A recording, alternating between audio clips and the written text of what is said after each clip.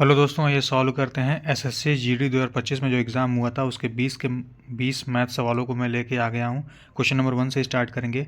ये set number 4 है। इसके 3 सेट को और भी मैंने करा रखा है, जिसमें 20 के 20 क्वेश्चंस को एकदम बेहतरीन सॉल्यूशंस के साथ। और सेट नंबर 4 को करेंगे क्वेश्चन नंबर 1 से। इसमें कह रहा है कि यदि 3x के पावर 2 है, 3x स्क्वायर है, 3x स्क्वायर और 4xy का तृतीयानुपाती 48 है, तो y का धनात्मक मान क्या, y का पॉजिटिव मान क्या होगा। y की वैल्यू हमें फाइंड करनी है। अगर 3x स्क्वायर एंड 4xy का थर्ड प्रोपोर्शनल अगर 48 है तो हमें y की वैल्यू फाइंड करनी है। तो कभी भी थर्ड प्रोपोर्शनल निकालने के लिए 2 नंबर दिए हुए होते हैं। अगर थर्ड प्रोपोर्शनल फाइंड करना हो तो सेकेंड वाले नंबर का, जो कि 4xy दिया हुआ है, इसका स्क्वायर करके फर्स्ट वाले नंबर से डिवाइड करना होगा। तो 4xy का स्क्वायर करेंगे तो हो जाएगा 16x स्क्वायर और y स्क्वायर हो जाएगा। और नीचे हमारा आ जाएगा डिवाइड में 3x स्क्वायर। इसको बस ऐसे डिवाइड कर देंगे। और इसकी जो वैल्यू है वो 48 है, वो क्वेश्चन में दे रखा है। यहाँ से एक्स स्क्वायर कट जाएगा, जो 3 से जाएगा, 3 48 में मल्टीप्लाई हो जाएगा और 16 से ये डिवाइड हो जाएगा। 16 से 48 जाएगा 3 टाइम्स में, और 3 इंटू 3 9 हो जाएगा। Y square is equal to 9। तो y square is equal to 9 हो जाएगा और वाई की वैल्यू हमारी आ जाएगी 3, जो कि यही पूछा था कि वाई की वैल्यू क्या होगी। ऑप्शन डी आपका करेक्ट हो जाएगा। क्वेश्चन नंबर 2 में आते हैं। इसमें कह रहा है कि ए और बी की चाल का अनुपात 3:5 है। यदि बी को एक निश्चित दूरी तय करने में 18 मिनट लगते हैं तो ए को समान दूरी तय करने में कितना समय लगेगा। यानी जितना डिस्टेंस बी ट्रेवल किया है उतना ही डिस्टेंस ए अगर ट्रेवल करेगा तो कितना टाइम लगेगा। अगर बी को ट्रेवल करने में 18 मिनट लग रहा है और स्पीड का रेशियो दे रखा है 3:5, ये हो गया स्पीड का रेशियो। और जब डिस्टेंस सेम हो तो स्पीड के रेशियो को अगर हम पलट देंगे तो हमारे पास आ जाएगा टाइम का रेशियो। तो ये हो जाएगा 5:3। ये आ गया हमारे पास टाइम का रेशियो कि ए जो है 3 स्पीड से 5 यूनिट टाइम ले रहा है, बी जो है 5 की स्पीड से 3 यूनिट टाइम ले रहा है, लेकिन असल में वो 18 मिनट का टाइम ले रहा है। तो 3 यूनिट 18 मिनट के बराबर हो जाएगा। तो 1 यूनिट की वैल्यू क्या हो जाएगी। 1 यूनिट की वैल्यू हमारे पास आएगी 6। अगर 1 यूनिट की वैल्यू 6 है, हमसे पूछा है कि ए को समान दूरी तय करने में कितना टाइम लगेगा। तो ए का टाइम हमें निकालना है। ए का टाइम 5 यूनिट है, 1 यूनिट की वैल्यू 6 है, तो 5 यूनिट की वैल्यू 30 हो जाएगी। ए 30 मिनट लेगा उस सेम डिस्टेंस को कवर करने में। ऑप्शन बी आपका करेक्ट हो जाएगा। क्वेश्चन नंबर 3 में कह रहा है कि केतन ने 151 कुर्सियां बेची और उसे 51 कुर्सियों के विक्रय मूल्य के बराबर लाभ हुआ। उसका लाभ प्रतिशत कितना है। तो 151 कुर्सियां बेची है, मान लेते हैं 151 कुर्सियां 151 एसपी में बेचा होगा। 151 एसपी में बेचा, ठीक है। इतने में बेचने पे उसे 51 कुर्सियों के विक्रय मूल्य के बराबर का लाभ हुआ, यानी 51 एसपी का उसे प्रॉफिट हुआ। तो अगर जितने में बेचा है और जो प्रॉफिट हुआ है दोनों को अगर माइनस कर दें तो हमारे पास पता चल जाएगा कितने में खरीद के ले आया था। तो 151 में एसपी में से 51 एसपी माइनस करेंगे तो आएगा हमारे पास 100 एसपी, यानी 100 एसपी में वो खरीद के ले आया था। और प्रॉफिट निकालते हैं कॉस्ट प्राइस पे, यानी जितने में खरीद के ले आया था उतने में ही, मतलब उस पैसे पे प्रॉफिट परसेंटेज निकलता है। तो हमें प्रॉफिट परसेंटेज फाइंड करना है। तो कितने का प्रॉफिट हुआ है, 51 एसपी का प्रॉफिट हुआ है। तो 51 एसपी ऊपर लिखेंगे, 51 एसपी, और कितने में खरीद के लाया था, 100 एसपी में। और परसेंटेज के लिए 100 से मल्टीप्लाई कर देंगे। यहाँ से 100 कट जाएगा, एसपी से एसपी कट जाएगा, बचेगा 51%। यही होगा हमारा आंसर कि 51% का उसको प्रॉफिट होगा, जो कि दिया हुआ है ऑप्शन ए में। क्वेश्चन नंबर 4 में आते हैं। इसमें कह रहा है कि यदि एक अर्धगोले की त्रिज्या 13√3 सेंटीमीटर है तो इसका वक्र पृष्ठीय क्षेत्रफल ज्ञात कीजिए। यानी अर्धगोला यानी हेमिस्फेयर का वक्र पृष्ठीय क्षेत्रफल का फॉर्मूला होता है 2πr²। अगर यही हमसे पूछता कि टोटल सरफेस एरिया निकालिए तो 3πr² कर देते तो टोटल सरफेस एरिया आ जाता। लेकिन हमसे पूछा वक्र पृष्ठीय क्षेत्रफल यानी कर्व सरफेस एरिया पूछा है। यहाँ पे ऑप्शंस में पाई की वैल्यू पुट नहीं किया है, पाई को पाई ही रखा है। तो हम पाई को पाई ही रखेंगे, उसकी वैल्यू पुट नहीं करेंगे। 2 इंटू आर का स्क्वायर करेंगे, आर की वैल्यू दे रखा है 13√3। 13 का स्क्वायर होता है 169, और √3 का स्क्वायर करेंगे तो 3 आएगा। 3 में 2 से गुणा करेंगे तो 6 हो जाएगा। 6 का इसमें गुणा करेंगे, 6 9 54 को 4 कैरी 5, 6 6 36 5 41, 1 हासिल 4, 6 कम 6 4 10, 1014 आया। 1014 पाई हो जाएगा हमारा आंसर, जो कि दिया हुआ है ऑप्शन बी में। ऑप्शन बी आपका करेक्ट हो जाएगा। क्वेश्चन नंबर 5 में कह रहा है कि ईंधन की कीमत की क्रमागत 3 महीनों में 40%, 50% और 15% कम की गई है। यानी ईंधन की कोई कीमत है, 40% कम किया गया पहले महीने में, दूसरे महीने में 50% कम किया गया, तीसरे महीने में 15% कम किया गया, लेकिन चौथे महीने में 40% की वृद्धि की गई। चौथे महीने में ईंधन की कीमत में उसकी मूल कीमत की तुलना में कितने प्रतिशत की वृद्धि या कमी हुई है, ये हमें बताना है। कि यानी टोटल 4 महीनों के बाद जो वृद्धि हुआ है तो कितना परसेंट का वृद्धि हुआ है, कमी हुआ है तो कितना परसेंट का कमी हुआ है। यहाँ से पहले लगातार 3 महीनों में तो कमी कर रहा है, पहले 40%, 50% और 15% का। 40% का फ्रैक्शन होता है 2/5, यानी अगर पहले 5 रहा होगा तो 2 की कमी करके 3 कर दिया। 50% का फ्रैक्शन होता है 1/2, यानी पहले अगर 2 रहा होगा तो 1 की कमी करके 1 कर दिया। 15% का फ्रैक्शन होता है 3/20, यानी अगर 20 रहा होगा तो 3 की कमी करके 17 कर दिया। और चौथे महीने में कह रहा है कि 40% बढ़ा रहा है, वृद्धि कर रहा है चौथे महीने में। 40% का फ्रैक्शन होता है 2/5, यानी 5 रहा होगा, बढ़ा करके 7 कर दिया। यहाँ से इधर के चारों को मल्टीप्लाई करेंगे और इधर के चारों को मल्टीप्लाई करेंगे तो पता चल जाएगा कि वृद्धि हुआ है कि कमी हुआ है। तो 5 से 2 में मल्टीप्लाई करेंगे 10, ये हो जाएगा 20, 200, और 200 से 5 में मल्टीप्लाई करेंगे होगा 1000। इधर तो 1000 यूनिट हो गया ईंधन का मूल्य, और इधर 3 एकम 3, 17 3 51, और 51 गुणे 7 होता है 7 5 35, 357, यानी कोई मूल्य है 1000 से 357 हो गया, यानी कमी हुआ है। तो कितने परसेंट की कमी हुआ है ये हमें निकालना पड़ेगा। तो 357 माइनस करेंगे इसमें से, तो यहाँ पे आएगा 3, यहाँ पे आएगा 4 और यहाँ पे आएगा 6, यानी 643 की कमी हुआ है। किस पे हुआ है? 1000 पे हुआ है। कितना परसेंट के लिए? 100 से मल्टीप्लाई कर देंगे परसेंटेज के लिए। यहाँ से 2 जीरो, यहाँ से 2 जीरो कट जाएगा, नीचे 1 जीरो बचा हुआ है, तो ऊपर के डिजिट में पीछे से 1 पॉइंट लग जाएगा। 64.3% की कमी हुआ है। 64.3% आपका आंसर हो जाएगा, जो कि दिया हुआ है ऑप्शन सी में। क्वेश्चन नंबर 6 में आते हैं। इसमें कह रहा है कि यक्स 3 अंकों की एक बड़ी से बड़ी संख्या है जो 12, 20 और 25 से पूर्णतः विभाज्य है। यक्स के अंकों का योग ज्ञात कीजिए। यानी हमें 3 डिजिट्स का नंबर निकालना है जो 12, 20 और 25 से डिवाइड हुआ है, और वो सबसे बड़ी संख्या होनी चाहिए 3 अंकों की। तो सबसे पहले 12, 20 और 25 का एलसीएम ले लेंगे। एलसीएम लेंगे तो आएगा 300। क्या 300 वो 3 डिजिट का नंबर है सबसे बड़ी, जो तीनों से डिवाइड हो जाएगा? तीनों से डिवाइड तो हो जाएगा, लेकिन सबसे बड़ा नंबर नहीं है ये 3 डिजिट का। इससे भी बड़ा और नंबर होगा जो तीनों से डिवाइड हो जाएगा। तो इसका पहाड़ा पड़ेंगे। 300 एक कम 300 हो जाएगा, 300 दूना के 600 हो जाएगा। 600 से भी अगर 300 अगर एक और बढ़ाएं, 300, 300 तिहाई 900। अभी भी ये 3 अंक का डिजिट बना हुआ है, और 3 अंकों की सबसे बड़ी संख्या वो है जो तीनों से डिवाइड हो जाएगा। क्या इससे आगे भी कोई नंबर है? तो 300 का पहाड़ा पड़ेंगे, 4 बार में जाएगा 1200। 1200 होगा 4 डिजिट का नंबर। हमसे बोला है कि 3 डिजिट का नंबर होना चाहिए, यानी वो 900 ही है सबसे बड़ी संख्या 3 डिजिट्स की, जो 12, 20 और 25 से पूरी तरीके से डिवाइड हो जाएगा। अब हमसे कह रहा है कि जो 900 है, हमें नंबर पता चल गया कि वो 3 डिजिट का नंबर कौन सा है। वो नंबर तो 900 है। हमसे बोला है कि इन 9 का डिजिट्स का सम बताइए। 9 + 0 जो कि आएगा 9। ऑप्शन डी में दिया हुआ है। क्वेश्चन नंबर 7 में आते हैं। इसमें कह रहा है कि यक्स तथा यक्स + 100 का तृतीयानुपाती 405 है। यक्स का मान ज्ञात कीजिए। जहाँ यक्स 100 से बड़ा है। यक्स 100 से बड़ा है, सारे के सारे ऑप्शंस भी 100 से बड़े हैं। ठीक है, इसका तृतीयानुपाती निकालना है। तो कभी भी तृतीयानुपाती निकालना होता है तो जो दूसरा नंबर होता है ना, उसका स्क्वायर कर देते हैं और पहले वाले नंबर से डिवाइड कर देते हैं। यानी यक्स + 100 का स्क्वायर करना पड़ेगा, होल स्क्वायर करना पड़ेगा, और नीचे से यक्स से डिवाइड करना पड़ेगा। तो ये जो होगा वो 405 के बराबर हो जाएगा, जो कि ऑप्शन क्वेश्चन में दिया हुआ है। अब यहाँ से एक्स की वैल्यू मैं क्या रखूँ कि 405 के बराबर आ जाए? ऐसे भी कर सकते हैं ऑप्शन से चेक करके, या तो आप क्वाड्रेटिक इक्वेशन ये बनेगा, आगे चल के ये जाएगा, इसमें मल्टीप्लाई हो जाएगा, इसका a + b के होल के फॉर्मूले में इसको तोड़ेंगे तो ये एक क्वाड्रेटिक इक्वेशन बनेगा कुल मिला के। अब क्वाड्रेटिक इक्वेशन को सॉल्व करने में थोड़ा सा टाइम लगेगा। इससे अच्छा ये है कि आपको कम समय में सॉल्व करना है तो ऑप्शंस को उठा के पुट करके चेक कर लेते हैं कि कौन सा ऑप्शन है एक्स की वैल्यू रखने पे 405 दे देगा। यहाँ पे अगर ऑप्शन ए को हम पुट करें, जो कि 225 दिया हुआ है, 225 एक्स की जगह रखेंगे, 100 में ऐड करेंगे 325 हो जाएगा। 325 का स्क्वायर करेंगे तो 325 × 325 कर लेंगे, नीचे हमारे पास आएगा 225। क्या ये 405 के इक्वल आएगा?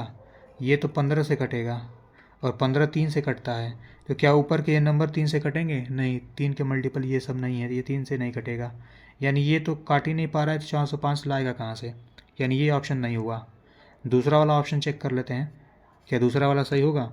दूसरा वाला है 125। अगर x की जगह 125 हम रखें और 125 में 100 ऐड करेंगे तो हो जाएगा 225। ये होल स्क्वायर है तो 225 को 2 बार लिख के मल्टीप्लाई करेंगे और नीचे आपका x की जगह पे 125 लिखना पड़ेगा। ये क्या इसको सॉल्व करने पे 405 आ जाएगा? 125 को 5 से काटेंगे, 5 दूना के 10 हो जाएगा और 5 पचे 25, यहाँ से 5 चौक को 20, 5 पचे 25 हो जाएगा और यहाँ से 5 पचे 25, 5 9 45, यहाँ से 5 से जाएगा ये 225, 5 चौक को 20, 5 पचे 25, 45 टाइम और यहाँ पे 45 गुणे 9 जो होगा वो 405 होता है। 9 पचे 45 को 5 से 4, 9 चौक 36, 4 40, यानी ये 405 दे रहा है। यानी ऑप्शन बी आपका कंडीशन को सेटिस्फाई कर रहा है, ऑप्शन बी आपका करेक्ट हो जाएगा। क्वाड्रेटिक इक्वेशन सभी कर सकते हैं, थोड़ा सा वो लेंदी पड़ेगा। क्वेश्चन नंबर 8 में आते हैं। इसमें कह रहा है कि वार्षिक साधारण ब्याज की समान दर पर, यानी रेट सेम है, अमित जो है 5400 की राशि का निवेश करता है और गोपाल 9400 की राशि का निवेश करता है। यदि 3 वर्ष के अंत में गोपाल की अमित से 840 रुपये अधिक ब्याज प्राप्त होता है तो वार्षिक ब्याज दर की रेट हमें पता करना है प्रतिशत में। यानी 9400 रुपये गोपाल इन्वेस्ट कर रहा है, 5400 रुपये अमित इन्वेस्ट कर रहा है साधारण ब्याज दर पे निवेश कर रहे हैं दोनों। तो 9400 अगर निवेश कर रहा है P इंटू आर, जो कि रेट दोनों सेम है 3 साल के लिए, ये जो ब्याज बन रहा है, और ये जो 5400 रुपया ब्याज, जो 5400 रुपया प्रिंसिपल इन्वेस्ट कर रहा है अमित 8% के रेट से 3 साल के लिए, ये भी इन्वेस्ट कर रहा है, तो जो दोनों का डिफरेंस आ रहा है क्वेश्चन के हिसाब से वो 840 का आ रहा है। 840 रुपये अधिक ब्याज पा रहा है कौन? गोपाल, इज इक्वल टू 840 के बराबर हो जाएगा ये। यहाँ से 2 जीरो, यहाँ से 2 जीरो कट जाएगा और यहाँ से 2 जीरो, यहाँ से 2 जीरो कट जाएगा। 94 गुणे 3 करेंगे, 3 चौक को 12 और 3 9 27, 1 28 हो जाएगा 282 आर, माइनस यहाँ से 3 से मल्टीप्लाई करेंगे, 3 चौक को 12 को 2 होगा, 2 और 3 पचे 15, 15 1 16 हो जाएगा। 162 आर इज इक्वल टू 840 के बराबर हो जाएगा। 282 में से 162 माइनस करेंगे तो हमारे पास आएगा 120 आर इज इक्वल टू 840। यहाँ से आर की वैल्यू निकालेंगे, आर इज इक्वल टू, ये 0 से 0 कट जाएगा, 12 7 84 होता है, 7% आपका आंसर हो जाएगा, जो कि दिया हुआ है आपके ऑप्शन ए में। क्वेश्चन नंबर 9 में कह रहा है कि मूल्यांकन कीजिए। तो इसमें बोर्ड मास का इस्तेमाल करेंगे। सबसे पहले डिवाइड करेंगे, उसके बाद मल्टीप्लाई, फिर प्लस, फिर माइनस, जो भी करते हैं। तो सबसे पहले डिवाइड करेंगे तो 32 में 8 से डिवाइड करेंगे 4 हो जाएगा, 4 गुणे 4 माइनस 12, ये हो जाएगा 16, 16 में से 12 जाएगा 4, आंसर हो जाएगा, ऑप्शन डी आपका करेक्ट हो जाएगा।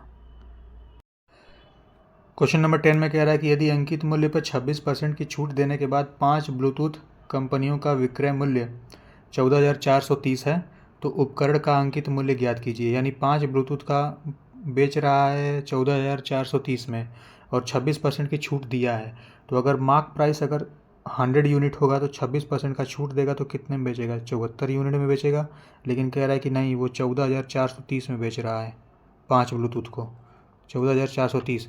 तो यहाँ से अगर हम 1 यूनिट की वैल्यू निकालना चाहें, यानी 74 वैल्यू है 14,430 के बराबर, तो 1 यूनिट की वैल्यू निकालेंगे, 14,430 डिवाइडेड बाई 74 हो जाएगा, ये 1 यूनिट की वैल्यू आ जाएगी। अगर हम 100 से मल्टीप्लाई कर दें, जो 100 हम माने हुए हैं कि मार्क प्राइस है, तो पता चल जाएगा कि 5 ब्लूटूथ का कितने पे मार्क किया हुआ है। ये 74 से इसको डिवाइड करेंगे 14,430 को, तो जाएगा 195 बार में, और ये 100 से मल्टीप्लाई करेंगे तो 2 जीरो लग जाएगा, 19,500 आ जाएगा। ये 5 ब्लूटूथ को इतने में बेच रहा, 5 ब्लूटूथ का मार्क प्राइस आ गया MP। तो हमसे पूछा क्या है कि एक उपकरण का अंकित मूल्य ज्ञात कीजिए। ये 5 उपकरण का अंकित मूल्य आ गया है, तो एक उपकरण का निकालना है तो 5 से डिवाइड कर देंगे, 5 तिहाई 15, 5 9 45, 3900 हो जाएगा एक ब्लूटूथ का मार्क प्राइस, जो कि दिया हुआ है आपके ऑप्शन बी में। आइए सॉल्व करते हैं क्वेश्चन नंबर 11 में। इसमें कह रहा है कि एक खुदरा विक्रेता 22,400 में 12 जोड़ी जूते खरीदता है, उसका ऊपरी खर्च 1,600 रुपये है। यदि वह इन 12 जोड़ी जूतों की बिक्री से 28,500 अर्जित करता है, यानी 12 जोड़ी जो जूते खरीदा था उसको वो 28,500 में बेच रहा है, तो बेचने से उसको लाभ प्रतिशत ज्ञात कीजिए। तो 22,400 रुपये में तो पहले बात वो 12 जोड़ी जूते खरीद के ले आया, उसका ऊपर ही खर्चा उस पर लगाया 1,600 रुपये का, तो 1,600 रुपये और ऐड कर देंगे तो पता चल जाएगा टोटल खर्चा कितना आया उस 12 जोड़ी जूतों पे। यहाँ से 0 0 ऐड कर देंगे, 6 4 10, और यहाँ मजा हो जाएगा 24,000, यानी 24,000 टोटल पैसा खर्च किया उस 12 जोड़ी जूतों पे। और जब बेचा कितने में, 28,500 में, यानी 4,500 का मुनाफा हो गया उसको। तो मुनाफा परसेंटेज में निकालना है, तो प्रॉफिट अपॉन सीपी खरीद के कितने में ले आया था, 24,000 में। खरीद के तो 22,400 में लाया था, लेकिन सीपी एक्चुअल सीपी उसका यही होगा 24,000। तो प्रॉफिट अपॉन सीपी इंटू 100 कर देंगे। ये 2 0 कट जाएगा, इसका 1 0 ऊपर का 1 0 काट देगा। 450 में 24 से डिवाइड करेंगे तो ये हो जाएगा ऊपर का 225 और नीचे हमारे पास हो जाएगा 12। और जब 12 से 225 में करेंगे तो 12 एक कम 12, 12 बटे 96, 18 पॉइंट समथिंग आएगा, जो कि दिया हुआ है ऑप्शन डी में, 18 पॉइंट समथिंग। ऑप्शन डी आपका करेक्ट हो जाएगा। क्वेश्चन नंबर 12 में कह रहा है कि एक कक्षा के 39 विद्यार्थियों की औसत आयु 39 वर्ष है तथा शिक्षक की आयु भी सम्मिलित कर ली जाए तो संपूर्ण समूह की औसत आयु 40 वर्ष हो जाती है। शिक्षक की आयु वर्ष में ज्ञात करना है। तो 39 लोगों का जो है, कह रहा है 39 लोगों का एवरेज 39 है, तो टोटल कितना हो जाएगा, तो 39 में 39 का गुणा करेंगे तो टोटल 39 का स्क्वायर होता है 1521, यानी 39 लोगों का टोटल तो 1521 हो जाएगा। अब कह रहा है कि अगर शिक्षक की आयु भी जोड़ दिया जाए तो 40 लोग हो जाएंगे, 40 लोग हो जाएंगे और एवरेज भी 40 हो जाएगा, तो टोटल कितना हो जाएगा सम, टोटल हो जाएगा 1600। तो शिक्षक की आयु जोड़ने पे टोटल 40 लोगों का सम 1600 हो जा रहा है, और शिक्षक की आयु जब नहीं जोड़े थे तो 39 विद्यार्थियों का जो था वो 1521 था। हमसे पूछा है कि शिक्षक की आयु वर्ष में ज्ञात कीजिए, तो अगर इसका डिफरेंस निकाल देंगे तो पता चल जाएगा शिक्षक की आयु कितनी थी। तो 1600 में से 1521 माइनस करेंगे, आएगा 79, यानी शिक्षक की उम्र 79 साल थी। ऑप्शन डी आपका करेक्ट हो जाएगा। क्वेश्चन नंबर 13 में कह रहा है कि एक कंप्यूटर की कीमत 22,200 है, 25% की कमी के बाद कंप्यूटर की कीमत कितनी होगी ये हमें बताना है। तो 22,200 है, 22,200 है। अब 25% की कमी करना है, यानी 25% का फ्रैक्शन होता है 1/4, यानी टोटल 4 है, उसमें से 1 की कमी करना है। 1 की कमी कर देंगे तो होगा कितना, 3, और बचेगा कितना नीचे, मतलब है टोटल कितना, 4, 4 में से 3 बचा, 1 की कमी हमने कर दिया था, ठीक है, तो 3 बचा, तो टोटल था कितना 22,200। तो उस 22,200 का 3/4 निकाल देंगे, 3/4 बचा ही हुआ है। इसको सॉल्व करेंगे तो 4 जाएगा, 4 5 20, 4 5 20, 4 5 20, 1 0 ये बचेगा। 3 से मल्टीप्लाई कर देंगे तो हमारे पास आएगा 16,650। ऑप्शन डी आपका करेक्ट हो जाएगा। क्वेश्चन नंबर 14 में कह रहा है कि निम्नलिखित का मान ज्ञात कीजिए। अब इसमें सबसे पहले बोर्ड मास का इस्तेमाल करते हुए सबसे पहले छोटे छोटे ब्रैकेट को पकड़ते हैं हम। छोटे वाले ब्रैकेट को सॉल्व करेंगे, फिर उसके बाद उससे बड़ा ब्रैकेट, फिर उसके बाद उससे बड़ा ब्रैकेट। तो सबसे पहले छोटा वाला ब्रैकेट यहाँ पे लगा हुआ है 7 - 6। अगर यहाँ पे मैंने इसको माइनस कर दिया तो हमारे पास 1 बचेगा, यहाँ से 1 बचेगा, और 1 का मल्टीप्लाई फिर उसके बाद 19 में होगा, तो यहाँ पे 19 हो जाएगा, यानी 14 और 7 ये है, 7 14 को काट देगा 2 बार में, 2 + 19, 2 + 19 को ऐड करेंगे हो जाएगा हमारे पास 21 हो जाएगा हमारे पास, यानी इस कर्ली ब्रैकेट के अंदर जो सॉल्व करने पे आएगा हमारे पास 21 आ जाएगा। और बाहर है मल्टीप्लाई, और ये 63 9 से डिवाइड होगा तो 7 आएगा, 7 × 21 हमारा आंसर हो जाएगा। तो 7 एकम 7 दूना के 14, 147 हमारा आंसर होगा, जो कि ऑप्शन डी में दिया हुआ है। क्वेश्चन नंबर 15 में आते हैं। इसमें कह रहा है कि एक कार 8 किलोमीटर की 4 क्रमिक दूरियां 12 किलोमीटर प्रति घंटा, 18 किलोमीटर प्रति घंटा, 24 किलोमीटर प्रति घंटा और 36 किलोमीटर प्रति घंटा के चाल से तय करती है, यानी 4 दूरी तय कर रहा है 8 किलोमीटर का। फिर कह रहा है कि इस स्पीड से तय कर रहा है, ठीक है। आगे कह रहा है कि दूरी के लिए इसकी औसत चाल हमें निकालना, यानी एवरेज स्पीड। तो एवरेज स्पीड का फॉर्मूला होता है total distance upon total time. तो टोटल कितनी दूरी गया है, 8 किलोमीटर की 4 क्रमिक दूरियाँ, यानी टोटल 32 किलोमीटर गया। 8 चौक को 32 होता है। और 8 8 8 8 किलोमीटर की दूरी तय किया है, ये अलग अलग स्पीड से तय किया है। ये पहले वाला जो है 12 की स्पीड से, ये 18 की स्पीड से, ये 24 की स्पीड से और ये 36 की स्पीड से ट्रैवल किया है। तो ये हो गया हमारे पास टोटल टाइम, और टोटल डिस्टेंस हमारे पास है ये है 32 किलोमीटर। तो इसी को सॉल्व करके 32 में डिवाइड कर देंगे तो आ जाएगा एवरेज स्पीड। इसको सॉल्व करने के लिए इन अगर नीचे वालों का एलसीएम लेंगे तो आएगा 72। एलसीएम 72 आ गया। 12 से 72 जाता है 6 बार में, 6 का 8 में मल्टीप्लाई करेंगे हो जाएगा 48, प्लस 18 चौक को 72 होता है, तो 8 चौक को 32 हो जाएगा। और ये हो जाएगा 24 तिहाई 72, 8 तरीके 24, और ये हो जाएगा 16। इन सबको ऐड करेंगे तो ये हो जाएगा 32 और 48, हमारे पास हो जाएगा 80, 280, 104 और 120, 120 बटा 72 हो जाएगा। 120 बटा 72 ये हमारे पास टाइम आ गया, 120 बटा 72। और टोटल डिस्टेंस हमारे पास है 32 किलोमीटर, तो 32 किलोमीटर बटा 120, और नीचे 72 आएगा तो 72 ऊपर चला जाएगा। ये हो जाएगा हमारा एवरेज स्पीड। इसको सॉल्व करने के लिए 12 से जाएगा ये 6 बार में, और ये 12 से जाएगा 10 बार में। 6 से 32 में मल्टीप्लाई करेंगे, 6 दूना के 12 को 2 कैरी 1, और 6 त्रिक 18 को 19, नीचे 10 लगा हुआ है तो ये पॉइंट लग जाएगा पीछे से एक डिजिट बाद, तो वो 19.2 आपका आंसर हो जाएगा। ऑप्शन बी आपका करेक्ट हो जाएगा। क्वेश्चन नंबर 16 में आते हैं। इसमें कह रहा है कि निम्नलिखित का मान ज्ञात कीजिए। तो ये सिंप्लीफिकेशन का क्वेश्चन है। इसको सबसे पहले छोटा वाला ब्रैकेट पकड़ेंगे। यहाँ पे सबसे छोटा वाला ब्रैकेट ये है, 8 - 4 करेंगे 4 बचेगा, और ये 4 से ये वाला 4 कट जाएगा, तो यानी इतने दूर तो ये हो गया हमारा पास 19 हुआ, और ये करली ब्रैकेट में है तो 42/3 करेंगे तो इसको 42 कटेगा 4 बार, 14 बार में जाएगा, तो 14 + 19 हमारे पास आएगा। 14 + 19 कितना हो जाएगा? 33। और बाहर यहाँ पे मल्टीप्लाई लगा हुआ है, और 42 में 7 से डिवाइड करेंगे तो आएगा 6, और ये मल्टीप्लाई इन दोनों के बीच में आ जाएगा। 6 से इसमें मल्टीप्लाई करेंगे, 6 त्रिक 18, 6 त्रिक 18 × 19, 198 आपका आंसर हो जाएगा। ऑप्शन ए आपका करेक्ट हो जाएगा। क्वेश्चन नंबर 17 में आते हैं। इसमें कह रहा है कि 4 पुरुष और 3 महिलाएं एक कार्य को 6 दिनों में पूरा करते हैं, तथा 5 पुरुष और 7 महिलाएं उसी कार्य को 4 दिनों में पूरा कर सकते हैं। तो 8 पुरुष और 6 महिलाएं उसी कार्य को पूरा करने में कितना समय लेंगे, ये हमसे पूछा है। तो एफिशिएंसी वाला क्वेश्चन है, टाइम एंड वर्क का।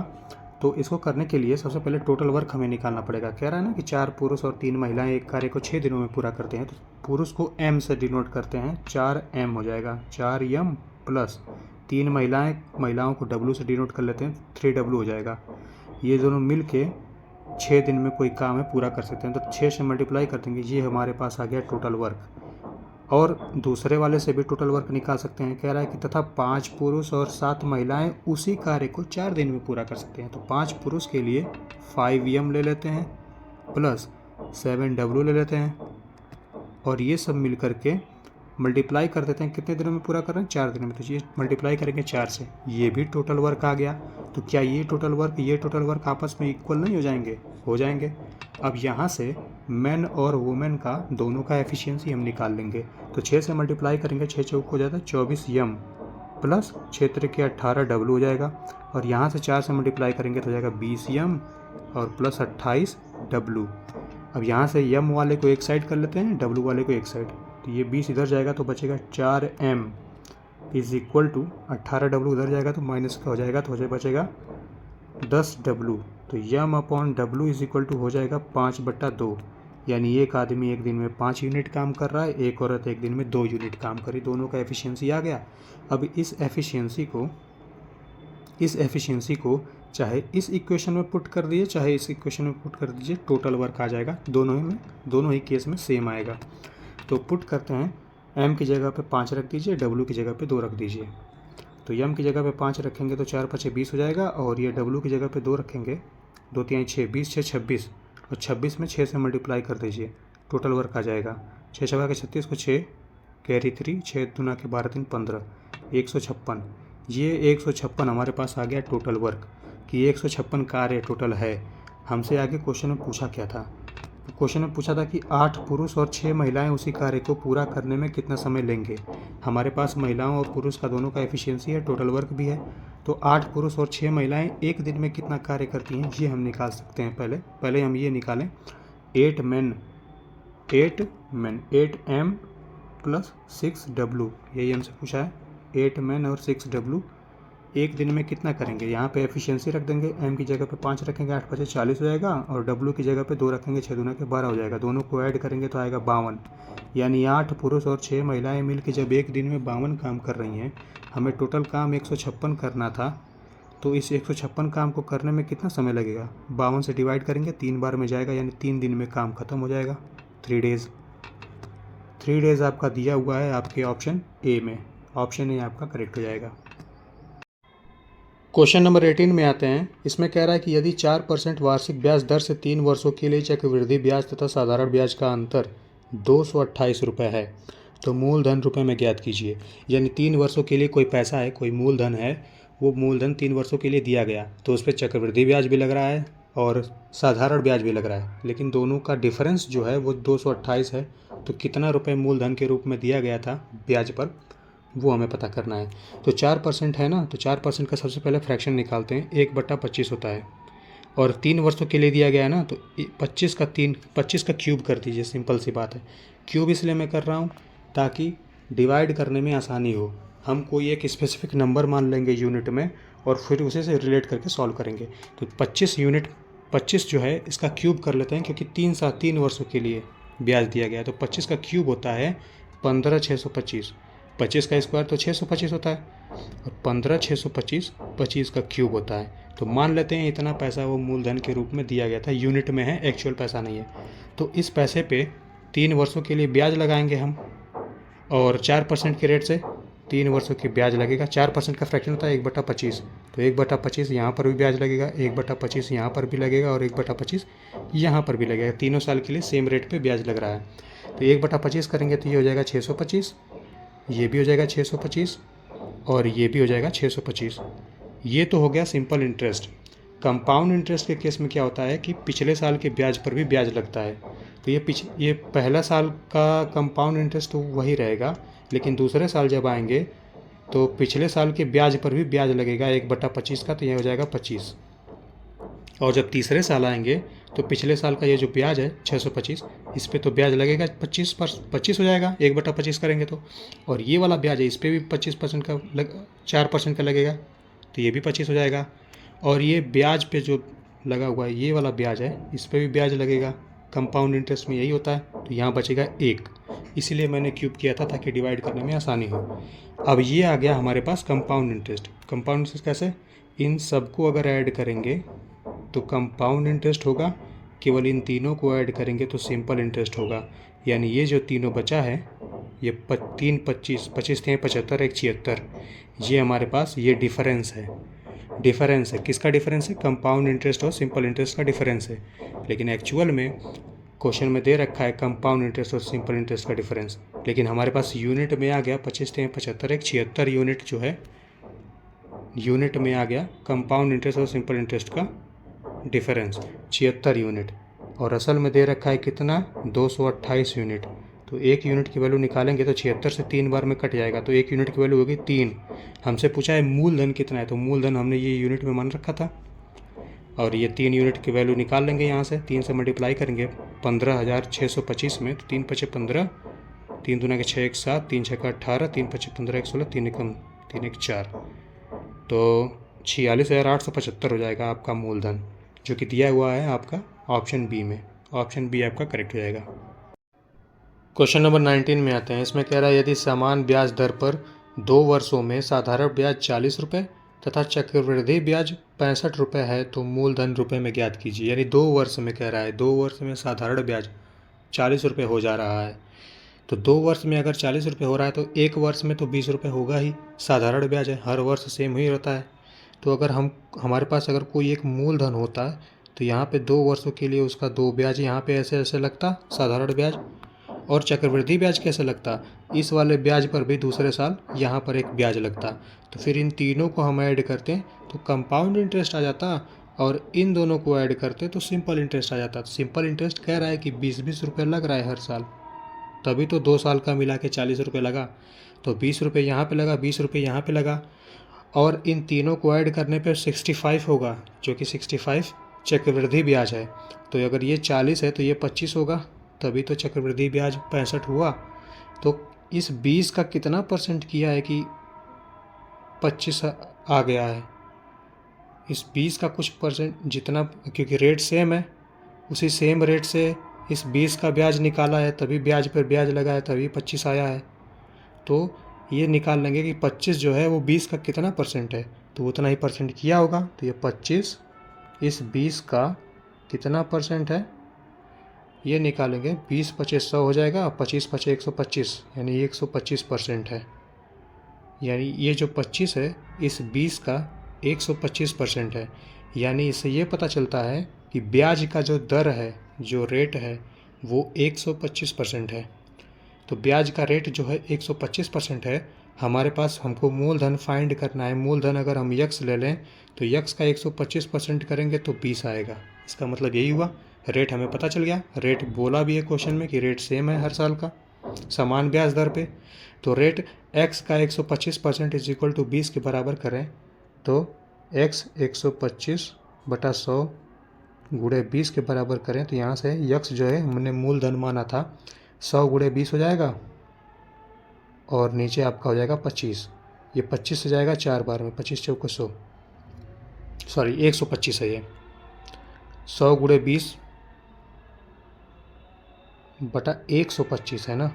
ये 25 5 125, 25 चौको 100, और ये 5 से जाएगा 20 4 बार में, 4 चौको 16, यानी x इज इक्वल टू 16 हो गया। मूलधन हमारे पास 16 हो गया, 16 रुपया मूलधन है उसका। ब्याज दर 125% है। ब्याज दर पूछता तो 125% होता। अब आइए क्वेश्चन नंबर 20 में। इसमें कह रहा है कि चेतन शहर ए से शहर बी तक यात्रा करता है।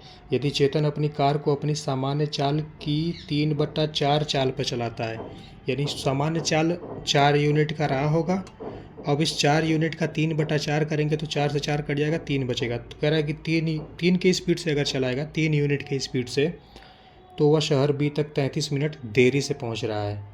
यदि चेतन अपनी सामान्य चाल से चलाता तो शहर ए से शहर बी तक यात्रा करने में उसे कितना समय मिनट में लगता है, ये हमें बताना है। तो पहले उसकी नॉर्मल चाल तो 4 यूनिट की थी, उसने फिर 3 यूनिट का कर दिया, तो 33 मिनट की देरी हुई। तो हमें डिस्टेंस नहीं पता है, तो डिस्टेंस को अगर हम डी ले लें तो डी डिस्टेंस को अगर 3 यूनिट की चाल से जा रहा है तो ज़्यादा समय ले रहा है, और वही डी डिस्टेंस को अगर 4 यूनिट की स्पीड से जा रहा है तो कम समय ले रहा है। तो समय दोनों का डिफरेंस कितने के बराबर आएगा? 33 मिनट के बराबर आएगा, जो कि क्वेश्चन में दिया हुआ है। अब आगे करेंगे, यहाँ से डी की वैल्यू निकल जाएगी। यहाँ से डी की वैल्यू निकलेगी, डी इज इक्वल टू 4 तिहाई 12, 12 गुणे 33 हो जाएगा। ये हो गया डी डिस्टेंस निकल के आ गया। हमसे पूछा है यदि चेतन अपनी सामान्य चाल से चलाता तो शहर ए से शहर बी तक यात्रा करने में उसे कितना समय मिनट में लगता। तो सामान्य चाल उसका था कितना? 4 यूनिट का था। ये स्पीड के यूनिट में है, और डिस्टेंस आपका ये रखा हुआ है 12 गुणे 33। तो 12 गुणे 33 को डिवाइड कर देंगे 4 से, तो डिस्टेंस अपॉन स्पीड हो जाएगा, तो टाइम निकल के आ ही जाएगा। 4 से डिवाइड करेंगे तो 4 तिहाई 12 हो जाएगा, 33 तिहाई 99 आपका आंसर हो जाएगा। ऑप्शन सी आपका करेक्ट हो जाएगा। आई होप आपको समझ में आ गया होगा, जितने भी मैंने 20 के 20 क्वेश्चंस को कराए हैं। अगर किसी क्वेश्चन से आपको डाउट होगा तो उसको फिर से दोबारा देख लीजिएगा। किसी भी टाइप के मैथ्स के किसी भी टाइप के क्वेश्चन में अगर आपको प्रॉब्लम होती है तो आप कमेंट में बताइए कि मैं उसी टाइप के वीडियोज़ को लेके आऊँगा। वीडियो अच्छी लगी तो वीडियो को लाइक करिएगा, चैनल को सब्सक्राइब करिएगा, सपोर्ट करिए, और ऐसे ही वीडियोज़ के लिए बने रहिए। ऐसी और वीडियोज़ आती रहेंगी। Thank you.